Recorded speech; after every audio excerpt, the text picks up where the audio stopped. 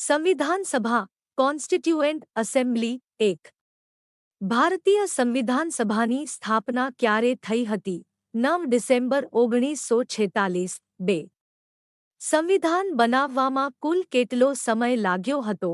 2 વર્ષ 11 મહિના 18 દિવસ 3 સંવિધાન સભાની કુલ કેટલી બેઠક યોજાઈ હતી? 165 4 ભારતીય સંવિધાન ક્યારે અમલમાં આવ્યું? 26 જાન્યુઆરી 1950 5 ભારતમાં કોન્સ્ટિટ્યુશન ડે ક્યારે ઉજવાય છે? 26 નવેમ્બર સેટ 2 સંવિધાન સભાના મુખ્ય સભ્યો 6 સંવિધાનની ડ્રાફ્ટિંગના અધ્યક્ષ કોણ હતા? ડો બી આર આંબેડકર 7 સંવિધાન સભાના અધ્યક્ષ કોણ હતા? ડો રાજેન્દ્ર પ્રસાદ 8 ઓબ્જેક્ટિવ્સ રેઝલ્યુશન કોણે રજૂ કરી હતી? જવાહરલાલ નહેરુ 9 ભારતીય રજવાડાઓના એકીકરણમાં મહત્વની ભૂમિકા કોની હતી? સી સરદાર પટેલ 10 ભારતીય સંવિધાનના પિતા કોને કહેવામાં આવે છે? ડો બી આર આંબેડકર સેટ 3 ભારતીય બંધારણ બેસિક ફેક્ટ્સ 11 ભારતીય બંધારણ કેવું બંધારણ છે? લખિત 12 મૂળ ભારતીય બંધારણમાં કુલ કેટલા અનુચ્છેદ હતા? 395 13 ભારતીય બંધારણમાં કુલ કેટલા ભાગ પાર્ટ્સ છે? 22 14 ભારતીય બંધારણમાં કુલ કેટલી અનુસૂચિઓ છે?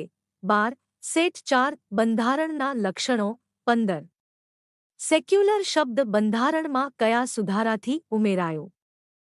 4 એન્ડી અમેન્ડમેન્ટ 1973 16 ભારત કયા પ્રકારનું રાજ્ય છે? ફેડરલ યુનિટરી લક્ષણોવાળું 17 India is a secular democratic republic આ વાક્ય કયા ભાગ સાથે સંબંધિત છે? પ્રસ્તાવના પ્રિએમ્બલ 18 પ્રસ્તાવનામાં જસ્ટિસ કયા પ્રકારનો સમાવેશ થાય છે? ડી સામાજિક આર્થિક અને રાજકીય 19 1973 પ્રસ્તાવનામાં કયા શબ્દો ઉમેરાયા? C socialist secular integrity set 6 મૂળભૂત અધિકારો 20 ભારતીય નાગરિકોને કુલ કેટલા મૂળભૂત અધિકારો છે? બી 6 21 મૂળભૂત અધિકારોના પિતા કોણ છે? સી ડો આંબેડકર સેટ 7 મૂળભૂત ફરજો 22 ભારતીય બંધારણમાં કુલ કેટલી મૂળભૂત ફરજો છે? સી 11 23 મૂળભૂત ફરજો કયા સુધારાથી ઉમેરાઈ? બી 4 એન્ડી અમેન્ડમેન્ટ 24 બાળ શિક્ષણ સંબંધિત ફરજ કયા સુધારાથી ઉમેરાઈ?